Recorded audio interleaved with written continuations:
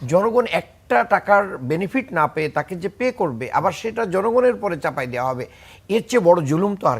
যাকে দিয়ে আপনি ভূত তাড়াবেন তার ঘরের ভিতরেই তো ভূত। আবারও এস আলমের মতন লুটপাটের দিকে নিয়ে যাওয়ার জন্য একটা ইঙ্গিত দেওয়া হচ্ছে। জামাতি ইসলামী এই জিনিসটা যতভাবে তুলে ধরছে, আমি তো অন্য আমরা যারা অর্থনীতিবিদ আছে, যারা ব্যাংকার আছেন বা সমাজের অন্য লোক আছে, সেই দিক থেকে একটা তো শব্দ উচ্চারিত। আমরা শুরু করি ডক্টর আব্দুল মান্নান আপনাকে দিয়ে। তার আগে একটু বলে রাখি যে 2026 সালের জুনের শুরুতে বাংলাদেশের সামষ্টিক অর্থনীতি একাধিক্রমে মূল্যস্ফীতি, জ্বালানির রেকর্ড মূল্য বৃদ্ধি এবং ডলারের বিপরীতে টাকার অবমূল্যায়ন তথা মুদ্রাস্ফীতির মতো একটি ত্রিমুখী পারস্পরিক সম্পর্কযুক্ত সংকটের মধ্য দিয়ে যাচ্ছে, আপনারা জানেন। বাংলাদেশ পরিসংখ্যান ব্যুরোর বিবিএস এর সর্বশেষ যে তথ্য সেটি বলছে যে 2026 সালের এপ্রিল মাসে দেশের সামগ্রিক মূল্যস্ফীতি বেড়ে দাঁড়িয়েছে 9.04%, যার অন্যতম প্রধান চালিকা শক্তি হলো জ্বালানি খাতের সাম্প্রতিক চড়া মূল্যবৃদ্ধি। সিপিডি বলছে, তাদের ডেটা বলছে যে গত 6 মাসে দেশে ডিজেলের দাম 15% বেড়েছে এবং পেট্রোল ও অকটেনের দাম প্রায় 20% বৃদ্ধি পেয়েছে। এমনকি রান্নার কাজে ব্যবহৃত 12 কেজি যে এলপিজি বাংলাদেশে সবচেয়ে বেশি ব্যবহৃত হয় এখন, সেই এলপিজি সিলিন্ডারের দাম মাত্র 3 মাসে 40% বেশি বেড়ে 1885 টাকায় এসে ঠেকেছে। এর উপরে জুন মাস থেকে ভোক্তা পর্যায়ে বিদ্যুতের দাম রেকর্ড প্রায় 20% বৃদ্ধি পাওয়ায় শিল্প উৎপাদন, কৃষি, সেচ ও পণ্য পরিবহন ব্যয় এক লাফে বহুগুণ বেড়ে গেছে, যা বাজারে নিত্য প্রয়োজনীয় জিনিসপত্রের দাম বাড়িয়ে সাধারণ মানুষের প্রকৃত ক্রয় ক্ষমতাকে মারাত্মকভাবে সংকুচিত করছে বলে অর্থনীতিবিদরা বলছেন। আমি এবিএম মোশাররফ হোসেন আপনাকে দিয়ে শুরু করি, আপনার কাছে পরে আসি। আপনি যদি একটু বলেন, আপনাদের দল সবসময় জনবান্ধব নীতির কথা বলে এসছে, কিন্তু বর্তমান বিএনপি সরকার ভোক্তা পর্যায়ে বিদ্যুতের দাম রেকর্ড প্রায় 20% এবং পাইকারিতে 19.85% বাড়ালো। লাইফ লাইন গ্রাহক ছাড়া বাকি সব ধাপে দাম আকাশচুম্বী বলা হচ্ছে। এখন প্রশ্ন হচ্ছে যে বিইআরসি বলছে যে এখনও 41,000 কোটি টাকা ভর্তুকি দিতে হবে।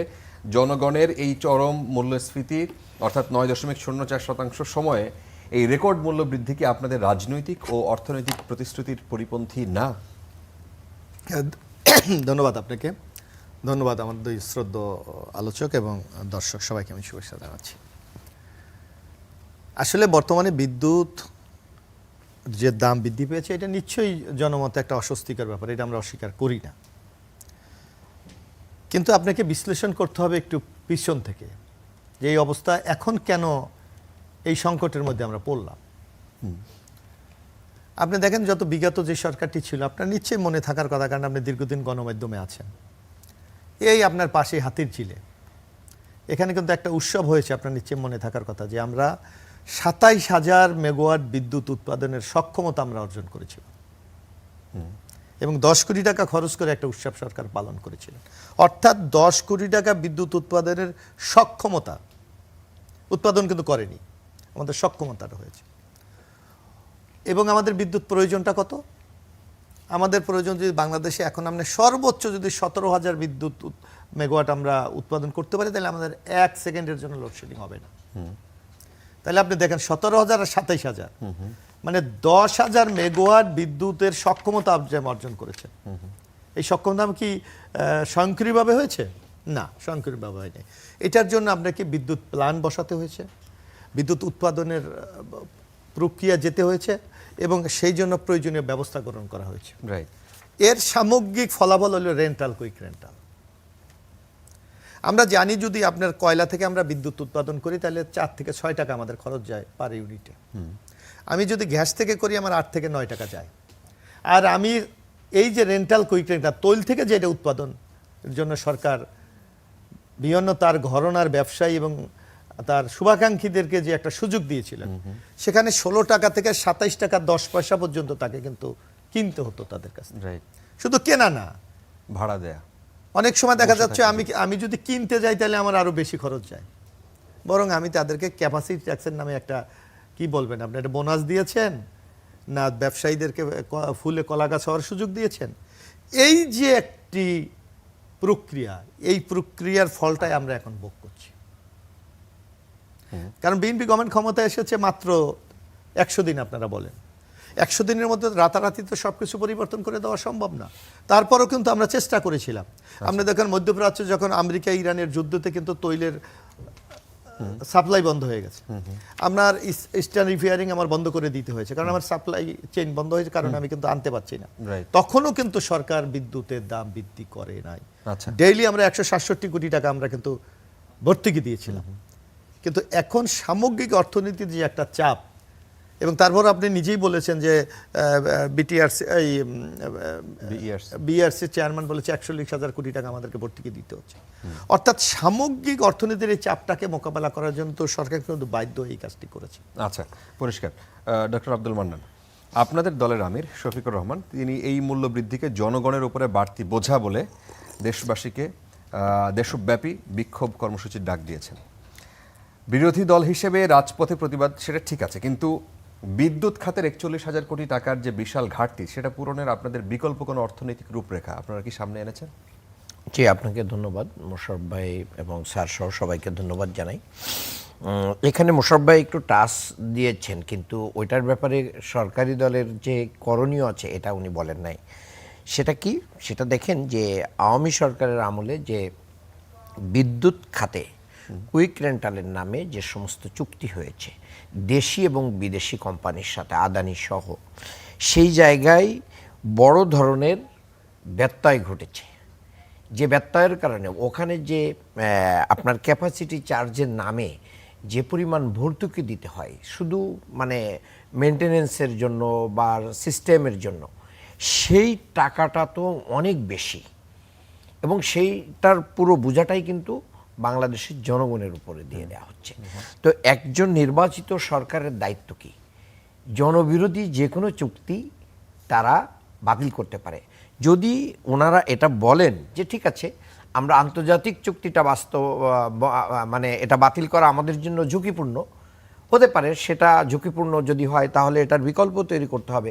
কিন্তু আভ্যন্তরে, দেশের অভ্যন্তরে যে সমস্ত কোম্পানির সাথে বাংলাদেশ সরকারের কি ছিল, চুক্তি ছিল, সেখানে আপনার এসালম থেকে শুরু করে নিয়ে তারপরে আপনার আছে যে আপনার ওরিয়েন্টাল আছে, তারপরে সামিট গ্রুপ রয়েছে, তাদের সাথে চুক্তি রয়েছে যেগুলো মানে একই টাইপের, সেখানেও কিন্তু ক্যাপাসিটি চার্জ এখানে দিতে হয়। তাহলে এগুলোর সাথে যদি পুনরালোচনা করে যদি রিভাইজ চুক্তি হতো যে তুমি আমাকে বিদ্যুৎ দিবা, আমি তোমাকে পে করব, কিন্তু আমি যদি 1 টাকারও বিদ্যুৎ না কিনি তাহলে 1 বছরে তার ক্যাপাসিটি চার্জ বা সার্ভিস চার্জের নামে তাকে আমাকে কিন্তু হাজার হাজার কোটি টাকা তাকে আমাকে পে করতে হচ্ছে।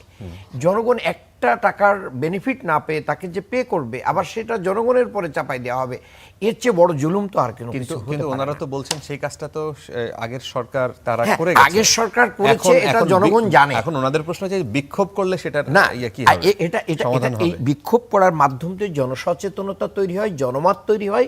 এটার মাধ্যম দিয়ে মূলত সরকার এটাকে কেন্দ্র করে, মানে সরকার ভয় না, সরকার এটাকে দেখিয়ে ওই সমস্ত কোম্পানির সাথে চুক্তি কি করতে পারে, বাতিল করতে পারে, পুনরালোচনা করে এটা রিভাইজ করতে পারে। কিন্তু সরকারের ভিতরে যদি কেউ ওই সমস্ত কোম্পানির সুবিধাভোগী হয় এবং সেখানের সাথে যদি তাদের কানেক্টিভিটি থাকে, তাহলে তো এটা তারা করবে না।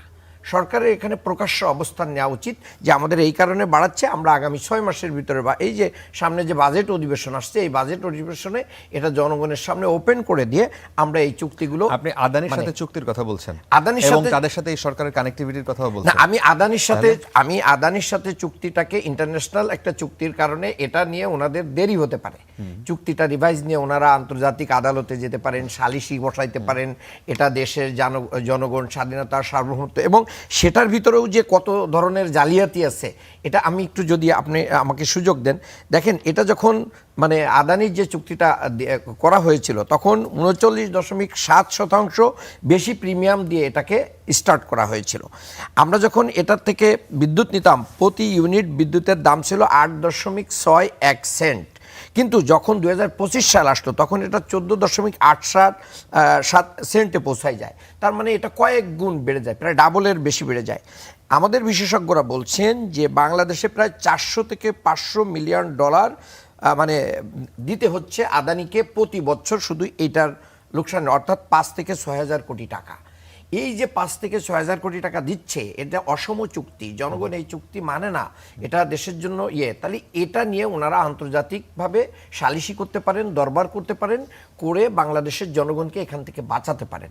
এখন সরকারের সেই সদিচ্ছা আছে কিনা এটা একটা বড় কোশ্চেন, কিন্তু এখানে থেকে যায়। আর দেশীয় যে কোম্পানিগুলোর সাথে আছে তারা তো অধিকাংশ পলাতক, আবার তাদের সাথে কিন্তু এই সরকারের কারোর যোগসাযোগ আসে বলেই এগুলো কি করতে পারছে না, তারা এটা রিভাইজ করতে পারছে না। আমি মনে করি সরকার যদি উদ্যোগ নেয় বিরোধী দল হিসেবে, এবং দেশের জনগণ ওনাদেরকে ওয়েলকাম করবে এবং এ ব্যাপারে ওনারা সহযোগিতা পাবে, কেন আমরা ব্যবহার করব না তাদেরকে এই ক্যাপাসিটি চার্জ দিয়ে আমরা লুজার হব এই হাজার হাজার কোটি টাকা। আচ্ছা আচ্ছা, আমরা আবার আসবো। ডক্টর মিজানুর রহমান, আপনি যদি এই বিষয়টা নিয়ে বলেন। বিশ্বব্যাংকের সাবেক মুখ্য অর্থনীতিবিদ জাহিদ হোসেন তিনি একটি ইন্টারভিউতে তিনি বলেছেন যে সরকারের রাজস্ব আদায় কম এবং ব্যয় বৃদ্ধি পাওয়া এই মুহূর্তে বিদ্যুতের দাম বাড়ানো ছাড়া আর কোনো বিকল্প ছিল না। এখন অর্থনীতিবিদ হিসেবে আপনিও কি মনে করেন যে বর্তমান বিএনপি সরকারের দেয়ালে পিঠ ঠেকে গিয়েছিল, নাকি বাজেট ঘাটতি মেটানোর অন্য কোনো বিকল্প উপায় ছিল? ধন্যবাদ। প্রথম কথা হলো, জাহিদ হোসেন সাহেব কিন্তু নিজেই বলে দিয়েছেন যে এই মুহূর্তে বাজেটের জন্য টাকা দরকার, এবং তার কিছু আলামত আছে। যেহেতু মাননীয় সংসদ সদস্য আছেন, আমাদের কাজ হচ্ছে বিশ্লেষণগুলো দিয়ে আপনাদেরকে সহযোগিতা করা। প্রথম কথা হচ্ছে BRC, Bangladesh energy regulatory commission. তারা কারা? যে কোনো স্বাধীন কমিশন তৈরি করা হয় সরকারকে সুপরামর্শ, সঠিক পরামর্শ, দল মত সব কিছুর ঊর্ধ্বে উঠে পরামর্শ দেওয়ার জন্য। কিন্তু বিআরসি সেই পরামর্শ দেওয়ার জন্য অযোগ্য প্রমাণিত হয়েছে নানা সময়ে। তার সর্বশ্রেষ্ঠ প্রমাণ কিন্তু এইবার রেখেছে। কোথায় কোথায় অযোগ্য প্রমাণিত হয়েছে সেটা বলছি। প্রথম কথা হলো, আপনারা জানেন যে ভোক্তা দের নিয়ে একটা সংগঠন আছে ক্যাব। এই ক্যাব কিন্তু অফিসিয়ালি বয়কট করেছে এই কমিশনকে। কেন করেছে তার কারণও আছে, যে কমিশন নিজেই, কমিশনের যে নিজস্ব আইন, সেই আইন ভায়োলেট করেছে, যে আইন ভায়োলেশনের কারণ হিসেবে জেল, জরিমানা সহ সবকিছু আছে, এবং কমিশনে থাকার সকল যোগ্যতা হারিয়েছে। এই মর্মে একটা চিঠি রাষ্ট্রপতি বরাবরে পাঠানো হয়েছে। আজও সেই চিঠিটা আলোর মুখ দেখেনি। এবার আসেন, কমিশন আসলে কি করছে। কমিশন যদি সরকারকে সুপরামর্শ দিতে ব্যর্থ হয়, তাহলে সরকার যে বিপদে পড়তে পারে সেটাই কিন্তু এইবার পড়েছে। তা না হলে এই ছোট্ট সময়ের মধ্যেই দেখেন কতগুলো সিদ্ধান্ত পরিবর্তন করতে হচ্ছে, অর্থাৎ লাইফ লাইনের থেকে উঠে যাচ্ছে, নানা হতে হচ্ছে। তার মানে একটা অসংলগ্নতা এখানে আছে। একটা জিনিস আপনারা খেয়াল করবেন, কমিশন চেয়ারম্যান নিজে বলেছেন যে এটার কোনো অর্থনৈতিক ব্যাখ্যা আমরা করিনি। একটা দেশে যখন কমিশন চেয়ারম্যান বলে যে এইটার অর্থনৈতিক ব্যাখ্যা করিনি, বুঝতে হবে যে সেখানে আসলে ব্যাখ্যা দেওয়ার কোনো যোগ্যতা নেই তাদের, এবং ব্যাখ্যা দেওয়ার কোনো মুখ নেই।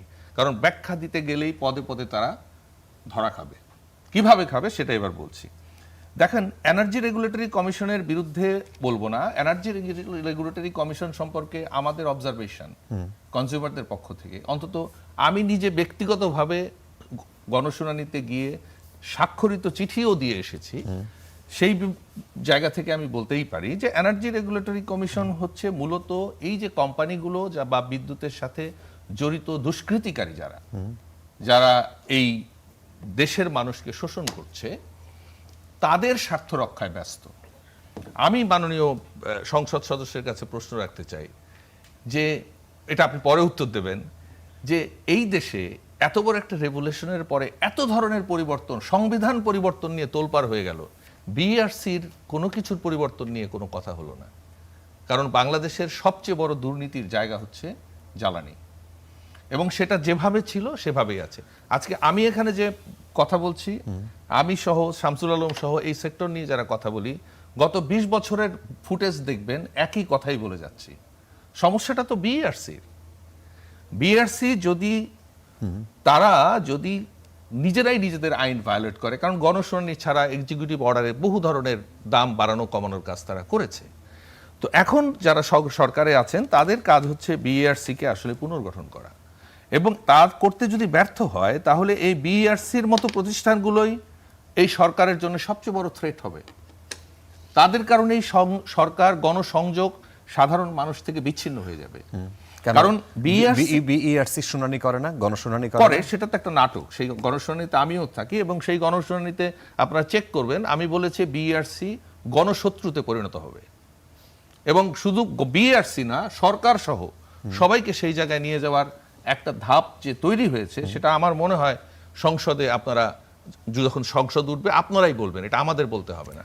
সেটার জন্য আমি শুধু বিইআরসির এটাকে আমাকে আপনারা আরেকটু নাটক সময় কেন দিতে বলেন? হবে। তাদের সাজানো লোকজনকে ওই গণশুনানিতে নিয়ে আসে? না না, সাজানো না, ক্যাবের কোনো এটা হলো কথা শোনে না? আমরা বলি, হ্যাঁ, আমাদের কাজ হচ্ছে তোমরা বলো, আমরা শুনি, আমরা যেটা করার সেটা করব। এই হচ্ছে গণশুনানির কান রূপরেখা। দিয়ে শুনবে কিন্তু ব্রেন দিয়ে না না, সেটাকে ব্রেন না, establish আমি করবে। সেটা বলছি। এবং সেটা যে শোনে না, তার দু একটা উদাহরণ দেই। যেমন ধরুন, আমরা যদি বলি যে এই রাষ্ট্রপতির কাছে চিঠিটা যে দেওয়ার কথা, সেটা তো বিআরসি দেয়নি, কারণ ওই চিঠিটা দিলে সেই তদন্তটা হতো, প্রমাণিত হতো। সুনির্দিষ্ট প্রমাণ রয়েছে বিআরসিকে যদি আপনারা মানে বিশ্লেষণ করেন, বিআরসির ওখানে জেল জরিমানা হওয়ার মতো প্রমাণ অলরেডি আছে, ইতোমধ্যেই আছে। দয়া করে ওই জায়গাটায় হাত দেন। এইবার আসেন, আমার মাননীয় সংসদ সদস্য আছেন বা যারাই আছেন, দর্শক শুনছেন, সব মানুষ শুনছেন, কর্পোরেট ট্যাক্স বলে একটা ব্যাপার আছে। এই কর্পোরেট ট্যাক্সের কিন্তু একটা সংজ্ঞা আছে, অর্থনীতি যারা পড়ে বা বোঝে।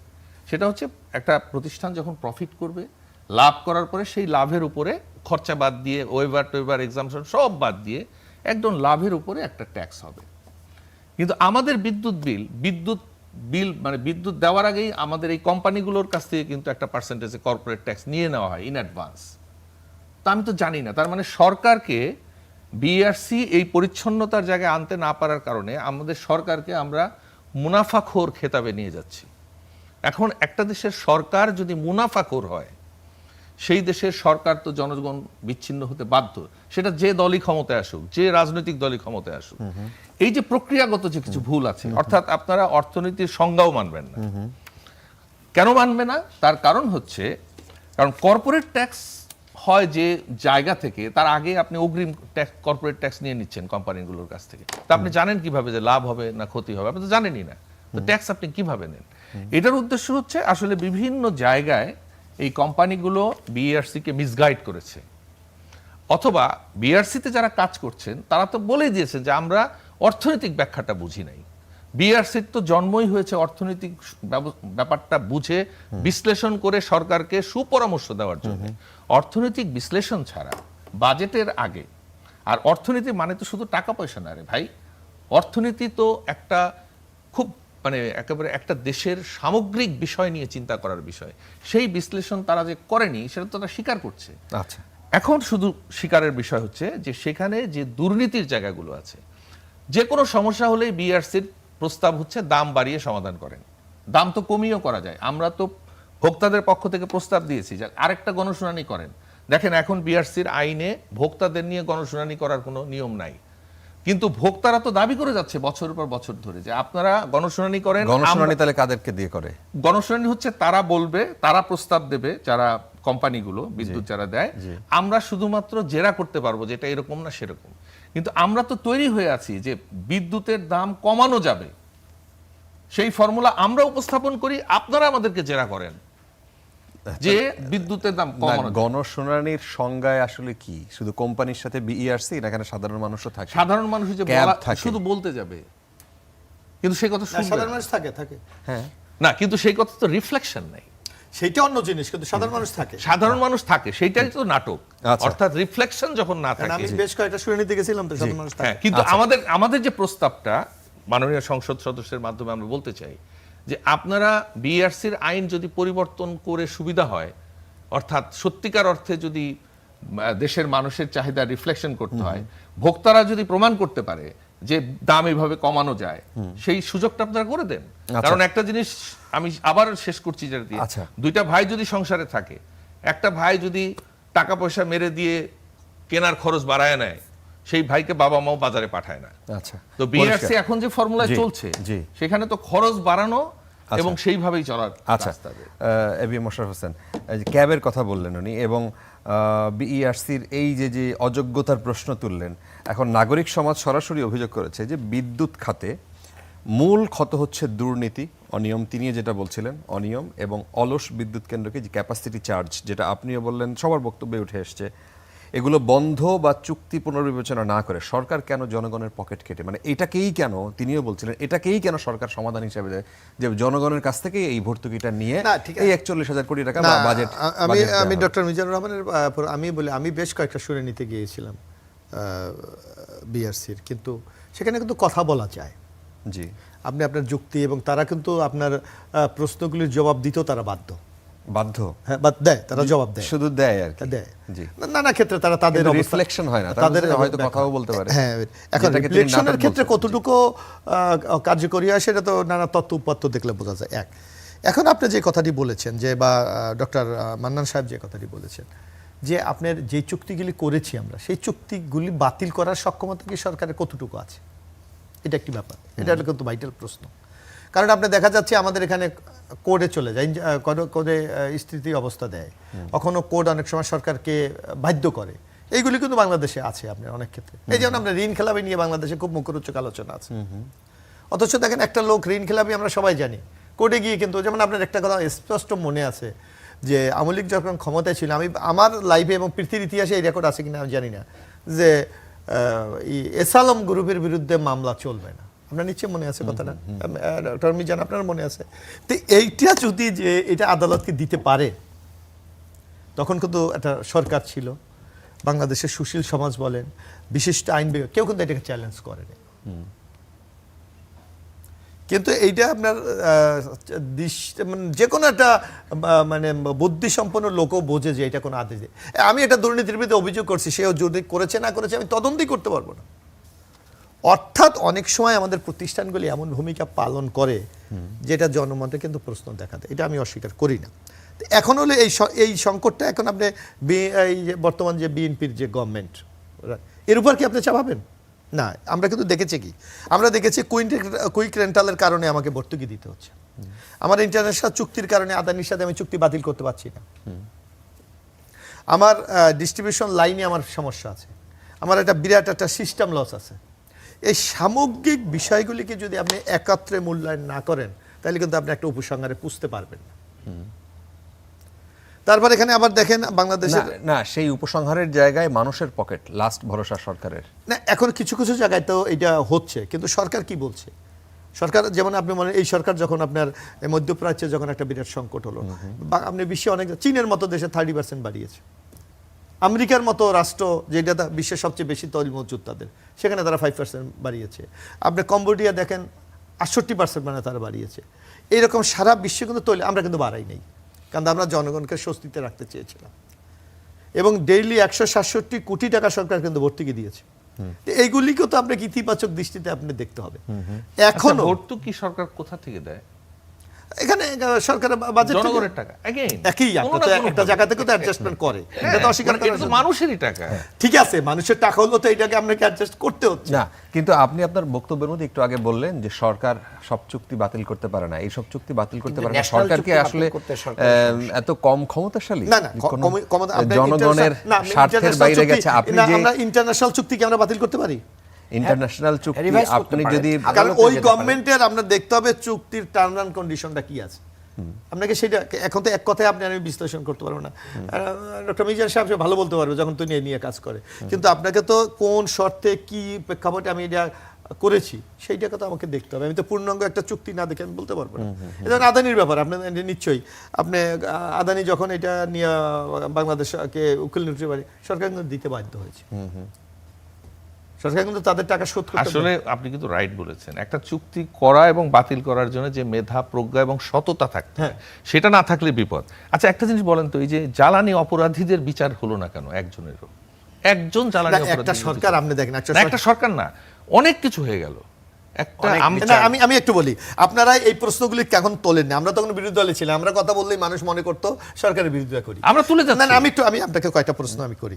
যেমন এসালম, এখন কি দেখা গেছে, আমরা এখন কি দেখছি যে উনি ফরেন সিটিজেন হিসেবে বাংলাদেশে ব্যবসা করেছে, এবং আজকে আমি গেলাম একটা মিনিস্ট্রিতে, যে তার এই যে সম্পদ যে সরকার অবরুদ্ধ করেছে, এর জন্য সে ইন্টারন্যাশনাল আদালতে মামলা করেছে।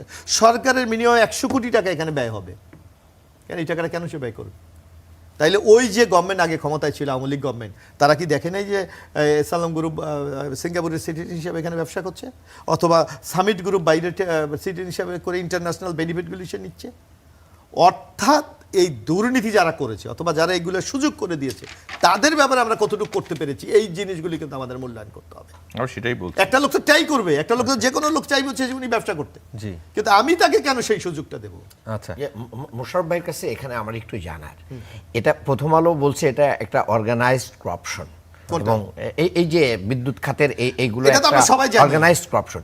এখন গণতান্ত্রিক সরকার, জনগণের সরকার, আমরা যদি ঐক্যবদ্ধ জনগণ হয় তাহলে কেন আমরা এটা পারবো না, না? না, সরকারকে তো সেই অভয় জনগণ আপনি আইনের দিচ্ছে। শাসনের কথা তাহলে বলবেন, সরকার মানবাধিকারের সরকার সংখ্যা স্টার্ট বলবেন। করুক, সরকার ইনিশিয়েটিভ নিক, সরকার এই যে স্টার্ট আমি করুক। আমি একটা কথা বলি, সরকার এই যেমন একটা এই যে রামিসা না, হ্যাঁ, রামি সাহেব, সরকার কিন্তু আন্তরিক, সরকার এটাকে দ্রুত গতিতে চার্জশিট দিয়েছে, এটাকে পোস্টমর্টম রিপোর্ট নিয়ে এসেছে এবং আগামী 7 তারিখে রায় হবে। রায় হলে কি আমরা বিচার পাবো? এটা উচ্চ আদালতে যাবে, রিট হবে, এটা দীর্ঘদিন শুনানি চলে। system। অর্থাৎ আমাদের সিস্টেমটা এমন, আপনি একদিকে মানবাধিকারের কথা, আপনি তো এখানে ফাইলিং স্কোরে তারা দিতে পারবেন, কারণ আপনার তো গণতান্ত্রিক রাষ্ট্র, আপনি মানবাধিকার স্বাক্ষর করেছেন যে আমি আইনের ধারাবাহিকতা রক্ষা করে ন্যায় বিচার আমি নিশ্চিত না, করব। কিন্তু সুতরাং সরকার এই সেখানে- সংকটগুলিকে আপনি মাথায় রেখে কিন্তু সরকার আপনাকে এগোতে সেখানে হবে। চেয়েছে বলেই এত দ্রুত তাকে এইভাবে বিচারের সরকারের সরকার তো সবসময় সদিচ্ছা চাচ্ছে। নিয়ে প্রশ্ন উঠছে মোশাররফ ভাই, সরকারের সদিচ্ছা নিয়ে সরকার প্রশ্ন চাচ্ছে, উঠছে। কিন্তু আইনের যে একটা প্রক্রিয়া আছে সেটাকে আপনি কিভাবে অ্যাভয়েড করবেন? আচ্ছা, আপনার প্রশ্নটা কি ছিল? আমার প্রশ্নটা হচ্ছে যে সরকারের সদিচ্ছা আছে কিনা, যে এই যে আমাদের জ্বালানি খাতের যে করাপশনটা আছে এটা রিমুভ করার জন্য সরকার কি কি উদ্যোগ নিচ্ছে, এবং এদের বিরুদ্ধে সরকার যদি আন্তর্জাতিক আদালতে যেতে পারে, সরকারের কাছে কিন্তু সেই অপরচুনিটি আছে। আছে, কিন্তু আপনি এইটাতে আমার কিন্তু যে কষ্টটা যাচ্ছে, আমার যে খরচ যাচ্ছে, সেটা বাংলাদেশের মতো দেশে ব্যয় বহন করার সক্ষমতা কতটুকু? আপনি যদি এটার পরেও বলেন 41,000 কোটি টাকা, 13,000 কোটি টাকা বাড়াই নেওয়ার পরেও যদি 41,000 কোটি টাকা মানে আমার খরচ হয়, সেখানে আমার 1,000 কোটি টাকা খরচ করে যদি আমি আদালত থেকে মানে জিতে যেতে পারি, তাহলে আমাদের জনগণ তো বেঁচে ভাই, যাবে। ওই আদালতে যাওয়ার আগে দেশে আমরা কিন্তু গণশুনানিতে, যেহেতু আপনার যাওয়ার অভ্যাস আছে, একদম মেপে মেপে দেখিয়েছি অঙ্কর ভাষায় যে এই যে এত কোটি টাকা কমানো যায়, এটা দরকার নাই। তারপর ভোক্তার ভোগান্তির কথা যদি বলেন, ডিমান্ড চার্জ, এই ডেফিনেশন মানুষ জানে? ডিমান্ড চার্জ মানে কিছুই জানে আপনি না। জানেন ডিমান্ড চার্জ কি? কিছু জানেন না, অথচ সম্ভব না। মানুষ কিভাবে জানে যে বাড়িতে নাই বিল দিতে হচ্ছে? ডিমান্ড চার্জ আর বিদ্যুতের ইউনিট কস্ট কিন্তু সারা দেশে এক। অর্থাৎ ডিমান্ড চার্জ গ্রামের লোক যে সারাদিন লোডশেডিং এ থাকে সেও যা দেয়, আর গুলশান বনানী, বাড়িধারা, ডিওএইচএস তারাও একই দেয়। তো আপনি তাদেরকে দিচ্ছেন আনইন্টারাপ্টেড বিদ্যুৎ, তাদের ডিমান্ড চার্জ আপনি হালাল করতে পারছেন, কিন্তু আর ওই গ্রামের মানুষকে লোডশেডিং দিয়ে, উপহার দিয়ে আপনি কিন্তু ওয়াদা ভঙ্গ করছেন। ডিমান্ড চার্জ হচ্ছে, এবং একদিন ঝড় হলে 3 দিন নাই। না তার মানে ডিমান্ড চার্জ তো আপনি দিয়েছেনই একটা চুক্তি, সিস্টেম লস, একটা চুক্তি তো। আর সিস্টেম লস হচ্ছে আসলে চুরি বাটপারির জায়গা। এখন আবার আরেকটা নতুন শব্দ যোগ হয়েছে, এবার আমি গণশুনানিতে দেখলাম, সেটা হলো পাস থ্রু। আছে। আচ্ছা, তার মানে এগুলি সবই হচ্ছে এই সমস্ত দুর্নীতিকে প্রশ্রয় দেওয়ার জন্য। কিন্তু আপনারা সরকারকে যেভাবে ধুয়ে দিচ্ছেন আর কি। না সরকার, আমরা মনে করি যে সংসদে এবার সবচেয়ে বেশি বিতর্ক হবে, এই টকশোতে এগুলো সমাধান হবে না।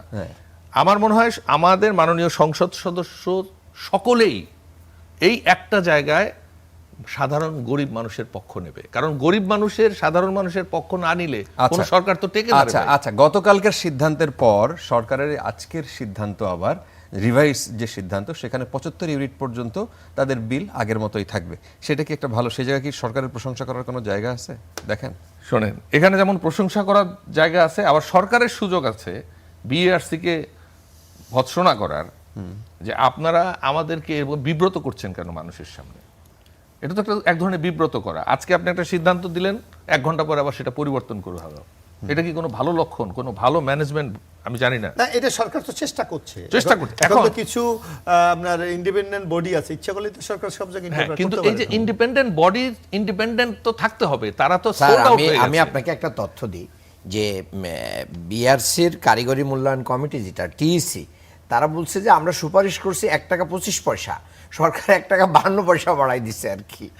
মানে দেখেন ইন্টারেস্টটা কোথায়, মানে আপনার তাদের সুপারিশটা গ্রহণযোগ্য না, তারপরেও তারা যা করেছে তার থেকে আরো অনেক বেশি 27 পয়সা বেশি বৃদ্ধি করে দিল সরকার। আরেকটা মজার জিনিস বলি, মানে এটা কি আগে থেকে মিনিস্ট্রির সিদ্ধান্তগুলো জাস্ট বিইআরসি জাস্ট ওটা ঘোষণা করে একটা দেয়? মানে নাটক। এটা একটা ওই যে নাটক তো আপনিও বলে ফেলেন। এবার আসেন দেখেন, ক্যাবের কথা বলছেন না, জি। দেখেন ক্যাবও সোল্ড আউট হয়ে গেছে। কিভাবে হয়েছে? এত বড় একটা ঘটনা হয়েছে, ক্যাবের পক্ষ থেকে কোনো প্রতিবাদ হয়েছে? ক্যাবের তো আজকে প্রেস কনফারেন্সে নেমে পড়ার কথা ছিল। কেন হয়নি জানেন? কারণ ক্যাবেরও নেতৃত্বে এখন আমলারা ঢুকে গেছে, অর্থাৎ ক্যাবেরও এখন কাজ হচ্ছে শামসুল আলম সাহেব নাই এখন? না। শামসুল আলম সাহেব তো সদস্য, ক্যাবের সভাপতি একজন প্রাক্তন আমলা, তার সেটার যে সেক্রেটারি সেও একজন আমলা। আমলা না, সে তো অনেকদিন বছর ধরে। মজাটা হচ্ছে তারা বিইআরসি কে সহায়তা করছে। আর আমাদের বক্তব্যটা হচ্ছে সাধারণ মানুষের, রেগুলেটরি কমিশন নিজেই তো কমিশনের চরিত্র হারিয়েছে। কমিশনের যে নিরপেক্ষতা থাকার কথা সেটা তো নেই। কমিশন নিজের আইন ভঙ্গ করেছে। কমিশনের কিছু লোকের জেলে থাকার কথা, আচ্ছা। জরিমানা হওয়ার কথা। তো সেই কমিশনের প্রতি সরকার যদি সদয় হন, তো ধরে নিতে পারি আমাদের জাহিদ হোসেন সাহেব বলেছেন টাকা লাগবে, কমিশন টাকা আনার ব্যবস্থা করে দিচ্ছে। আচ্ছা, কিন্তু আপনি আমলাদের উপর এরকম খ্যাপা কেন? আপনি নিজে একজন সরকারি কর্মকর্তা ছিলেন না, এবং এটা খ্যাপা না। ক্যাবে দায়িত্ব শুনেন, নিলে এটা- আপনি নিজেও ক্যাবের একজন মেম্বার। হ্যাঁ, মেম্বার আমি, কিন্তু বিষয়টা হলো আমি তো মেম্বার, কিন্তু সেটার যারা হত্যাকর্তা, আমি তো 2 দিনে ক্যাবের কোনো কেন আপনি ইকুয়াল স্ট্যাটাস তো সবার?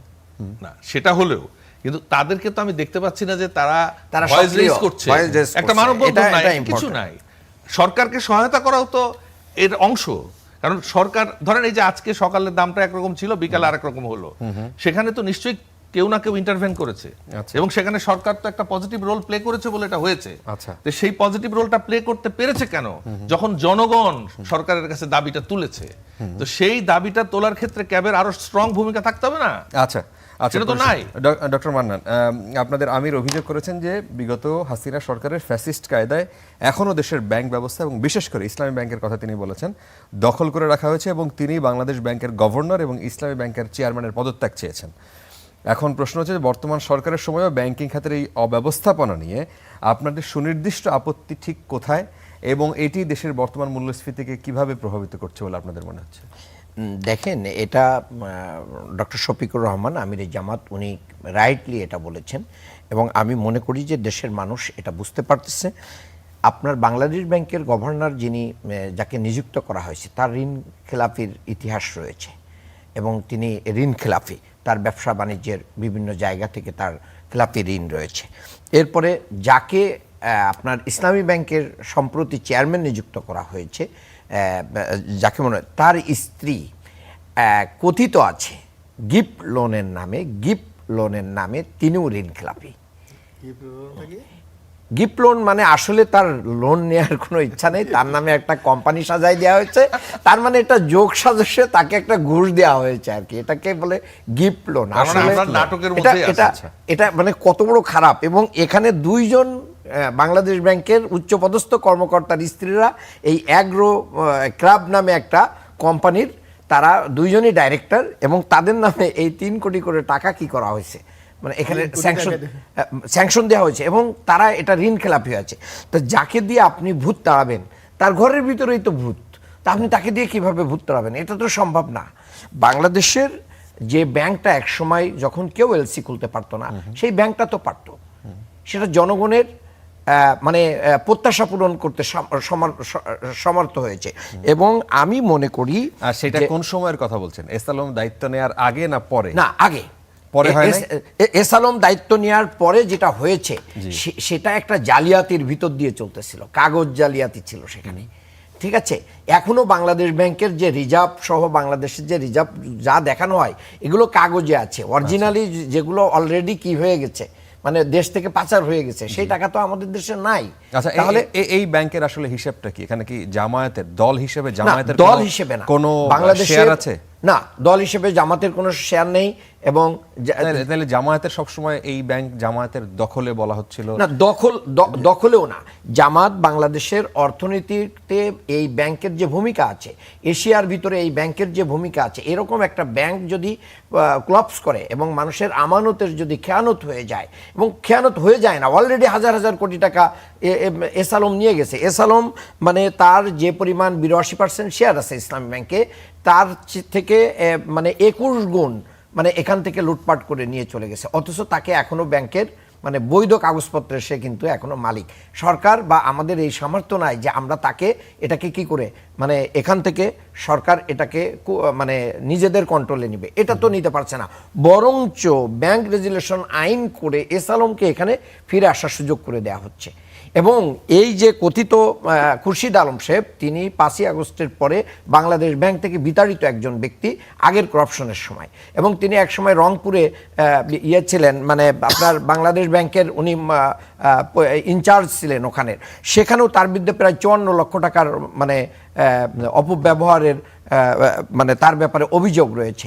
এই যে বিভিন্ন সময় তার যে অপকর্ম রয়েছে, এইগুলোর পরেও বিএনপি কি আর কোনো ভালো মানুষ নাই? বাংলাদেশের অর্থনীতিতে কি ভালো মানুষের খুব অভাব যে এরকম দুর্নীতিগ্রস্ত?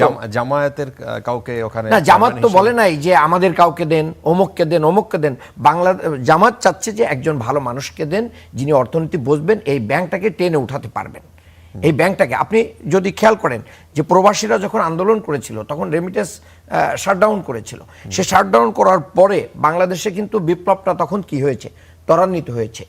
তারপরে বিপ্লব উত্তরে সবচেয়ে বেশি রেমিটেন্স আসছে কিন্তু ইসলামী ব্যাংকের মাধ্যম দিয়ে। তার মানে প্রবাসীরা কিন্তু ইসলামী ব্যাংকে ট্রাস্ট করে। সেই ট্রাস্টের জায়গাটা যদি নষ্ট হয়ে যায়, বাংলাদেশের অর্থনীতি নষ্ট হয়ে যাবে। সেই জায়গাকে মানে অ্যাড্রেস করেই কিন্তু আমিরে জামাত কি বলছেন যে এই ব্যাংকটাকে আমরা ধ্বংস হতে দেব না, প্রয়োজনে আমরা মাঠে নামবো, তারপরেও লুটেরাদের হাতে, এস আলমের দোসরদের হাতে আমরা এটা দিব না। এই যে বাংলাদেশ ব্যাংকের থেকেও কিন্তু একটা স্বীকারোক্তি দেওয়া হয়েছে যে মিস্টার খুরশিদ আলম তার স্ত্রীর কিন্তু কি আছে, একজন স্ত্রী তার নিজের নামে না হলেও তার স্ত্রীর এই ঋণ জালিয়াতি, এই ঋণ খেলাপি ঋণের দায় তিনি স্বামী হিসেবে এবং উচ্চপদস্থ বাংলাদেশ ব্যাংকের একজন কর্মকর্তা হিসেবে তিনি এটা এড়াতে পারেন না। বা তার মতন মানুষকে এখানে দিয়ে দেওয়া হচ্ছে, মূলত মানুষকে আবারও এস আলমের মতন লুটপাটের দিকে নিয়ে যাওয়ার জন্য একটা ইঙ্গিত দেওয়া হচ্ছে। এই জায়গা থেকে বাংলাদেশে শুধু ইসলামী ব্যাংক না, যে কোনো প্রতিষ্ঠানকে বাঁচানোর দায় বিরোধী দল হিসেবে আমাদের রয়েছে। একজন সচেতন রাজনৈতিক দলের কর্মী হিসেবে, একজন নাগরিক হিসেবে আমাদের এটার এই রাইট রয়েছে, সেই হিসাবে আমরা এটা করছি। A B M Mosharraf Hossain, এই বিষয় নিয়ে আপনাদের এই বক্তব্য? বিষয়ে আমি আজকে আপনি যে কোনো মানুষের কাছে জিজ্ঞেস করেন ইসলাম ব্যাংকে কি করছে, একটা জবাব যে জামাত ইসলাম করছে। ওই দিন আমি দেখলাম আপনাদের এই গণমাধ্যম নিউজে যে ওখানে পুলিশের সাথে একটা সংঘর্ষ, অনেক আমি 3-4 জনের সাক্ষাৎকার দেখলাম যে বলছে আমি জামাত ইসলামী করি, এই ব্যাংক উদ্ধার করতে আমরা এসেছি। অর্থাৎ একটা দলীয় দৃষ্টিভঙ্গি থেকে একটা আর্থিক প্রতিষ্ঠানকে আজকে বিতর্কিত করে তোলা হচ্ছে। না, আপনারা কেন একটা ভালো মানুষ আমি একটু বলি, আমি না, এটা এখানে বিএনপির অথবা বিএনপির কোনো লোক কি ওখানে গিয়েছে, অথবা বিএনপি নিয়ে একটা আপনি যত আন্দোলন সংগ্রাম যেমন একটা নাম উচ্চারণ করতে পারবেন? হোয়াই জামাত ইসলামের এত ইন্টারেস্টটা কি? আপনি দেখেন, আপনি একদিকে বলছেন এস আলমকে কিভাবে এস আলমকে ফিরিয়ে আনবে। ইসলামের আমাদের মাননীয় প্রধানমন্ত্রী সংসদে বলেছে যারা এই অর্থ পাচার করেছে, যারা ব্যাংক ধ্বংস করেছে তাদের বিরুদ্ধে 20টি মামলা হয়েছে। সেই মামলাগুলি আমরা চূড়ান্ত চার্জশিট দেওয়ার অপেক্ষায় আছে। তো সুতরাং সরকার এদেরকে ছাড় দিচ্ছে অথবা সরকার এদের পৃষ্ঠপোষকতা করছে, আমি তো বলি অ্যাবসলিউটলি একটা পলিটিক্যাল মোটিভেটেড প্রোগ্রাম। আপনি বাংলাদেশের অর্থনীতির ভিতকে বরং আপনি দেখেন, এই যে বিশেষ করে বিএনপির 100 দিন তো হয়েছে, আপনি যে কোনো সূচকে দেখেন যে অর্থনীতির স্থিতিশীলতা, মানুষের আস্থা এবং ব্যাংকগুলির যে একটা শৃঙ্খলা ফিরিয়ে আনার জন্য সবচেয়ে আপনি যে কমেন্টগুলি দেখেন বা গভর্নমেন্টের যে সূচক আছে, কিন্তু ওনাদের প্রশ্ন, যারা আপনাদের এই বক্তব্যের বিরোধিতা করেন, তারা তাদের যে অভিযোগ যে একজন ক্লিন ইমেজের মানুষ যার নামে এত অভিযোগ, একজন ক্লিন ইমেজের এবং বাংলাদেশ ব্যাংক থেকে বিতাড়িত, কিন্তু উনি চাকরি মানে অবসর হলো, ধরেন এগুলো বিতাড়িত। শুনেন, অর্থনীতির ব্যাপার আমরা তো অনেকে অর্থনীতির অনেক ক্ষেত্র হয়তো বা কার কি কন্ট্রিবিউশন এটা আমরা অনেকেই জানি না, কারণ এই হয়তো ডক্টর মিজান সাহেব জানতে পারে অর্থনীতি কাজ করে, কিন্তু আমাদের আমরা রাজনৈতিক ফিল্ডের লোক অনেক কিছু তো অনেকের সাথে ওই সম্পর্কটা আমাদের নাও থাকতে পারে বা ওই ইনফরমেশনটা আমাদের নাই। এখন আপনি দেখেন, দেখা যাচ্ছে যে একটা মানুষের নামে বহু বদনাম আছে। যেমন আপনার আমার নিশ্চয়ই মিজান সাহেবের মনে আছে একসময় লুৎফর রহমান সরকার ছিলেন, সে তো মনে জেলও কেটেছে, তাকে জেলও খাটানো হয়েছে। তো অনেক সময় পলিটিক্যাল মোটিভেট করে একটা ভালো লক্ষ্য কিন্তু আপনি নষ্ট করে দিবেন। এবং ওই ঘটনার পরে বহু মানুষ আছে যারা আসতে চায়। একটা এভিডেন্স দেওয়ার পরেও যদি ভালো হয়, একটা জিনিস আমি বলি আপনাদের দুজনের কথা থেকে, ভালো কাজ এবং খারাপ কাজ দুইটা করতেই কিন্তু মেধা লাগে। অবশ্যই মেধা লাগে। আজকে পৃথিবীতে এই যে জটটা যে পাকিয়ে আছে, দেখেন জ্বালানি নিয়ে কথা হচ্ছিল, এত যে যুদ্ধ হয়, যুদ্ধের মূল কারণ কি? অর্থনীতি। অর্থনীতি এবং রাজনীতিকে আলাদা করা যায় না। যারা রাজনীতি বোঝে না তারাও অর্থনীতি নিয়ে কিছু করতে পারবে না, আর যারা অর্থনীতি বুঝবে না তারা রাজনীতি করে কোনো লাভ নেই। আচ্ছা, আপনি সেই ফল কিন্তু আমরা পাওয়া শুরু করেছি। আপনি এর জন্য কিন্তু অর্থনীতির ছাত্র হতে হবে না। জি জি ডক্টর রহমান, আপনি বলবেন যে এই যে দুটো নিয়োগের কথা তারা তুলেছেন, যে বাংলাদেশ ব্যাংকের গভর্নর প্লাস হচ্ছে ব্যাংকের আমি চেয়ারম্যান, actually এই জায়গা কি আপনি অর্থনীতি দেখেন মুখ্য বিষয় না রাজনীতি দেখেন মুখ্য বিষয়? আমি মানুষ দেখি, আমি মানুষ দেখি। কারণ হচ্ছে কি, নীতি নৈতিকতা। একটা মানুষ যদি, আমি আস্তে আস্তে কথা হচ্ছিল যে মানুষ, দেখেন গরু ছাগল যেখানে রাখেন হাম্বা হাম্বা করবে, কথা শিখবে না। কিন্তু মানুষকে কিন্তু মানুষ হতে হয়। পৃথিবীর কোনো বাবা মা কোনো ভাষায় দোয়া করে নাই যে দোয়া করবেন আমার ছেলে যেন এমপি হয়। তারা সবাই বলছে দোয়া করবেন ও যেন মানুষ হয়। কাজে আমি মানুষ দেখি। এবার আসেন, বুদ্ধি পরামর্শ নিয়েই একটা গভর্নর চলে, প্রধানমন্ত্রী চলে। আমরা কেউই তো একেবারে পূর্ণাঙ্গ না, আমাদের সবার ঘাটতি আছে। কিন্তু মানসিকতাটা থাকতে হবে যে আমার যে অজ্ঞতা, আমার যে মূর্খতা, অক্ষমতা, সেটা আমি যেন মেনে নিতে শিখি। তাহলে আর একটা কিছু দিয়ে আপনি হেল্প করবেন। এই আমি কয়দিন পরে হয়তো লাঠি নিয়ে চলবো, এখন আমি লাঠি নিয়ে না চললে তো আছাড় খেয়ে পরে হাড্ডি ভাঙবেই। তো সেই বিবেচনায় যদি বলি, যে প্রশ্নটা আপনি তুলেছেন যে একজনকে নিয়োগ দেওয়া হয়েছে, তার বউ বা স্ত্রী বা বোন, আত্মীয় স্বজন অনৈতিকভাবে সে লোনটাই তো তার নিতে পারার কথা না। তার মানে যে যার স্ত্রী বা যার স্বামী বা যার কাছের মানুষ, যাই বলি না কেন, ডিফল্টার হলে, যদি ওই মানুষটা তার নিজের যোগ্যতায় সেই ডিফল্টার হয়, মনে করেন একজন গভর্নরের দায়িত্বে আছেন, তার স্ত্রী, এটা উদাহরণ হিসেবে বলছি, তার স্ত্রী আরেকটা ব্যাংকের ম্যানেজিং ডিরেক্টর। এখন স্ত্রী তার কর্মযোগ্যতায় ম্যানেজিং ডিরেক্টর হিসেবে যদি খারাপ কিছু করে, সেটা গভর্নর দায়িত্ব নাও নিতে পারে, কারণ সেটা তো দুইজনই তারা স্বয়ংসম্পূর্ণ। এখানে দেখতে হবে যে যার কারণে যিনি লোনটা পাচ্ছেন, তসরুপ করছেন, খেলাপি হচ্ছেন, আসলে সে কি তার যোগ্যতায় পেয়েছিল নাকি এই স্বামী বা স্ত্রীর যোগ্যতায় পেয়েছিল, স্বামীর পরিচয়। এইগুলি দেখার জন্যই কিন্তু সরকার এইসব নিয়োগ দেওয়ার আগে আপনার ডিজিএফআই, এনএসআই সহ নানা জায়গা থেকে কিন্তু অনেক ক্লিয়ারেন্স পেতে হয়। সোফার আমি যতটা জানি একটা ব্যাংকের ডিরেক্টর হতে ওগুলো লাগে, হ্যাঁ লাগে, এগুলি লাগে। এবং সেই জায়গাটা আসলে যদি ঘাটতি থাকে তখনই কিন্তু এই ঝামেলাগুলো হয়। আচ্ছা, এইটা হলো বড় জিনিস। আর একটা জিনিস হচ্ছে, দেখেন অর্থনীতির প্রজ্ঞা ব্যবহার করে এই পৃথিবীতে সবচেয়ে বেশি শোষণ করা হচ্ছে মানুষ। এই পৃথিবীতে মানুষকে সবচেয়ে বেশি কষ্ট অর্থনীতিবিদরাই তো দিচ্ছে। তারা এক একটা ভুল অর্থনৈতিক মডেলকে চাপিয়ে দিচ্ছে। একজন অর্থনীতিবিদই পারে একটা মানুষ একটা খারাপ জিনিসকে ভালো হিসেবে উপস্থাপন করতে, আপনি বুঝতেই পারবেন না। আচ্ছা, স্যার আমি এখানে জাস্ট একটু দেখাই দিই, মুশারফ ভাই এবং স্যারও আছেন, আপনিও আছেন, আমি মিডিয়াতে দেখাচ্ছি একবারে। এই যে খুরশিদ আলম সাহেব, পাশে এস আলম আরে এটা বসে থাকতে পারে আছে। যে কোনো লোক। না না, ওনারা অনেক আগে থেকে ওনাদের এই সক্ষতা রয়েছে। আমি মানে না, অনেকগুলো ইয়ে আছে। এখন আপনি জামাতে ইসলাম করেন, আমি বিএনপি করি। আওয়ামী লীগের মতো যে আমাদের সাথে কথা বলা তো পাপ ছিল। এখন আপনার সাথে আমার সামাজিক অনুষ্ঠান, ব্যক্তিগত অনুষ্ঠান, যে কোনো প্রোগ্রামে দেখা হতে পারে না। আমি একই প্রতিষ্ঠানের ছাত্র হতে পারি, একই একটা সামাজিক সংগঠন করতে পারি। এইগুলি দিয়ে একটা মানুষকে মূল্যায়ন করা যায় না। বরং তারাই তো তাদের দ্বারা গেইনটা, বরং এই আপনি যখন এখন আমি একটা কথা বলি, আপনি যখন গেইন পাবেন সেটা কিন্তু এস্টাবলিশড হয়। আপনি না, গেইনটাকে আমি একটা কথা বলি, করতে পারবেন না। যেখানে আপনি দেখেন একটা সরকার যেখানে পৃষ্ঠপোষকতা করে আজকে এস আলমকে তৈরি করেছে, সামান্য একটা এমডি অথবা সামান্য একটা ব্যাংকের চেয়ারম্যান, আপনারা নিয়োগ দেওয়ার সময় কি এই জিনিসটা দেখবেন না? আমার প্রশ্ন হচ্ছে এখানেই, আপনাদের কি এতই সংকট এই দেশের মানুষের যে আপনারা নিয়োগ দেওয়ার সময় এই জিনিসগুলোকে একটু দেখার সুযোগ এখন নাই শুনেন, বাংলাদেশে? এইটা জামাতি ইসলামী এই জিনিসটা যতভাবে তুলে ধরছে, আমি তো অন্য আমরা যারা অর্থনীতিবিদ আছে, যারা ব্যাংকার আছেন বা সমাজের অন্য লোক আছে, সেই দিক থেকে একটা তো শব্দ উচ্চারিত হচ্ছে না, শুধু একটা জায়গা থেকে। তাহলে তাদের স্বার্থ একটা জায়গা থেকে না, শুধু তো অনলি ওয়ান পয়েন্ট জামাতি ইসলামী। শুনেন, অর্থনৈতিক ব্যাখ্যায় বাংলাদেশে এতগুলি ব্যাংকেরই দরকার নেই। এটা হলো একটা সেটা তো আলাদা, সেটা মানে বাংলাদেশে এতগুলো ব্যাংকই হয়েছে তো, বাংলাদেশে এই ব্যাংকের ইনফ্লেশন কেন? আমরা শুনেন, প্রতিটা সরকারি এসে রাজনৈতিক বিবেচনায় এই ব্যাংক, বিশ্ববিদ্যালয় এগুলো অনুমোদন দেয়, যার কারণে এইগুলো থেকে আপনারা না না দেন না, বিএনপির আমলে দুই তিনটা ব্যাংক হয়েছে, সেটা বাংলাদেশের মধ্যে বেস্ট ব্যাংক, আব্দুল ব্যাংক আপনি ঢাকা ব্যাংক। মিন্টু সাহেবের ব্যাংক নাই? কি মিন্টু সাহেব যখন ব্যাংকের মালিক তখন সে রাজনীতিও করেন। তার মানে কি? তার মানে এগুলি বলে ধারণার এই যে শুনেন, মিন্টু সাহেব যখন ব্যাংক করেছে তখন উনি রাজনীতি করেন।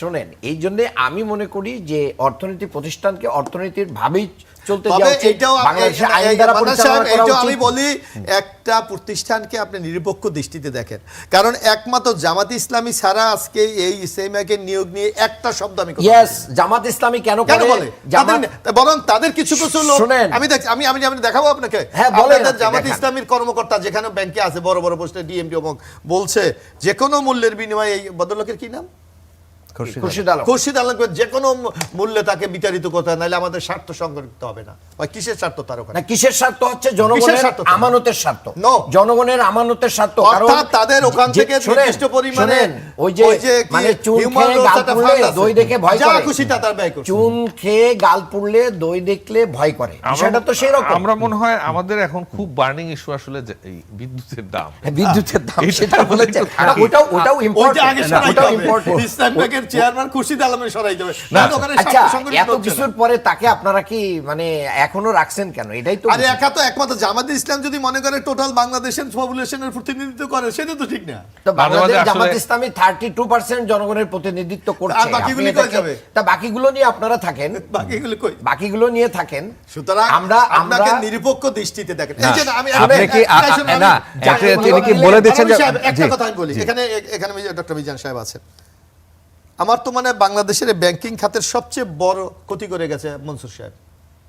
একটা লোক দায়িত্ব থেকে বলতে পারে এই যে ফার্স্টটা ব্যাংক ফতুর হয়ে গেছে, এটা টেকানো যাবে না? ওই যে ফার্স্টটা ব্যাংকের বিশেষায়িত ব্যাংক। তারপরে তো তারা তাদেরকে একটা ম্যানেজমেন্টের না মধ্যে না না, একটা আমি বলছি, বডির মধ্যে এই তারা ব্যাংকে জনগণের প্রতি, বক্তার প্রতি, ক্লায়েন্টের আস্থা আপনি জীবনে ফিরিয়ে আনতে পারবেন। উনি এই কথা না বলে উচিত ছিল ইন্টারনাল এটাকে কিভাবে রিপেয়ার করা যায়, কিভাবে দাঁড় করানো যায় সেই প্রক্রিয়া। প্রকাশ্যে যদি এখন আপনি বলেন যে এই যে আমরা আসছি, যে দেখা যায় যে 3 জনের মধ্যে এদেরকে দিয়ে আমার টকশো চলবে না, তাহলে আমাদের কারো প্রতি দর্শকের আস্থা থাকবে, কথা শুনবে? এই ব্যাপারে তো আমরা কেউ কথা বলি না।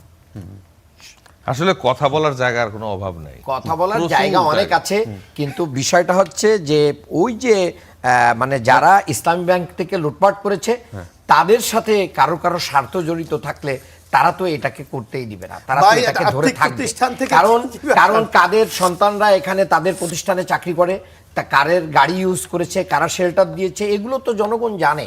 কাজেই সেই জায়গাগুলো যখন জনগণের কাছে ক্লিয়ার না হবে ততক্ষণ পর্যন্ত এস আলমের দোসররাই কিন্তু এবং ফ্যাসিস্টের দোসররাই এই ইসলামী ব্যাংকে আবার আসবে, আর মানুষ মানে আঙ্গুল চুষবে। বিষয়টা এরকম না। মানুষ অবশ্যই তার অর্থনীতি, তার আমানত রক্ষার জন্য যা যা করণীয় সেটা করবে, তার জন্য তো মানুষ বসে থাকবে কিন্তু না। কিন্তু আপনার কথার মধ্যে আপনি বলে দিলেন এক সময় যে আপনারা সবকিছু নিয়ে যান, ইসলামী ব্যাংকটা থাকুক, তাই না, আমরা না সবকিছু নিয়ে যান না, আচ্ছা। আমরা বলছি যে সুদমুক্ত এটাই তার মূল না, কথা। আমরা সোনালী, রূপালী, অগ্রণী, জনতা যা যা আছে, যেহেতু সুদভিত্তিক ব্যাংক নিয়ে আমাদের কোনো কি নাই, ইন্টারেস্ট নাই।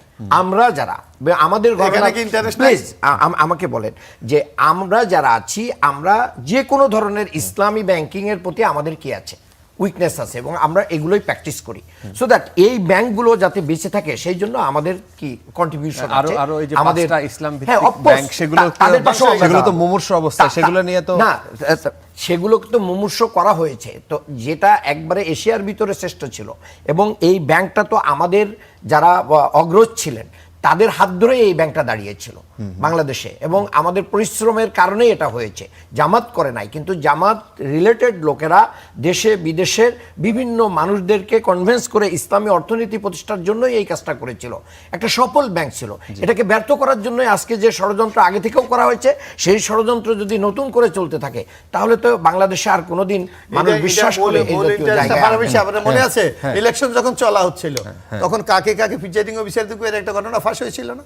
এত ইন্টারেস্ট কি জামাত? না, এত একটা ইন্টারেস্ট ব্যাংকের না, ভিতরে- আপনারা তো নিয়ে গেছেন আপনাদের ওইগুলা, আপনারা আচ্ছা, তো আরে এই আমরা জায়গায়- একটা জিনিস না, আমার আচ্ছা, জাস্ট কিউরিওসিটি যে আমরা একদম আমাদের শেষের দিকে যাই। মানে আমাদের সংসদ সদস্য সরকারি দল উনি একটা জায়গা তো বললেন যে বাংলাদেশ ব্যাংকের সবচেয়ে বেশি ক্ষতি করেছে হচ্ছে মনসুর সাহেব, তিনি মার্চ করেছেন, এইটার ব্যাপারে আপনাদের ধারণা কি? মানে এটা কোনো ঠিক আসলে ওনার কথার পক্ষে আপনি না বিপক্ষে? না, এই ক্ষেত্রে আমি যেটা বলতে চাই, না কেন যে- বলতেছি, আমি একটা উত্তর দিব সেই জন্য। না, ও সময় নাই, আর এরকম আপনি আপনার আমি উত্তর এই বিষয়ে এক্সপার্ট না, আমি এই বিষয়ে কোনো উত্তর দিতে চাই তো না। সেই জন্য যেটা বলতে চাই, আসলে বিষয় যে বিষয়গুলি বোঝে, এই সরকার যদি সেই বিষয় বোঝা লোকজনের দিকে খেয়াল না করে Yes.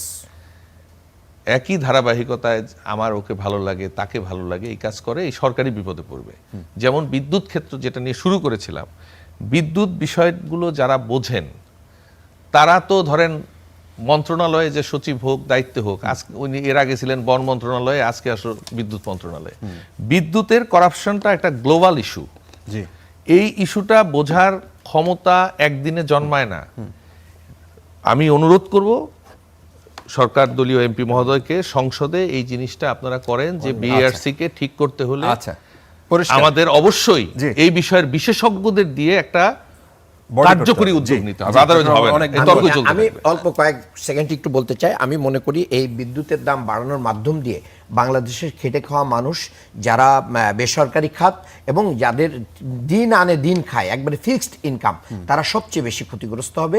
তাদের জীবনমান এখানে বিষিয়ে উঠবে এবং মুদ্রাস্ফীতি আরও বাড়বে এবং বাংলাদেশের অর্থনীতি ঝুঁকির ভিতরে চলে যাবে। এবং বিশেষজ্ঞরা বলছেন, ডেইলি স্টারের বরাত দিয়ে আমি সেটা বলছি, যে যদি এটা 41টা কোম্পানির বিদ্যুৎ কেন্দ্রের চুক্তি পুনরালোচনা করে ঠিকঠাক না করা হয়, $7.2 বিলিয়ন অর্থনীতির ঝুঁকিতে বাংলাদেশ পড়বে আগামী দিনে। সেই ঝুঁকি বাংলাদেশের মতন একটা ছোট্ট রাষ্ট্র পরিষ্কার। সামাল দিতে পারবে কিনা, এই জন্য সরকারকে উদ্যোগ গ্রহণ জি, করতে হবে। অনেক ধন্যবাদ আপনাদের তিনজন।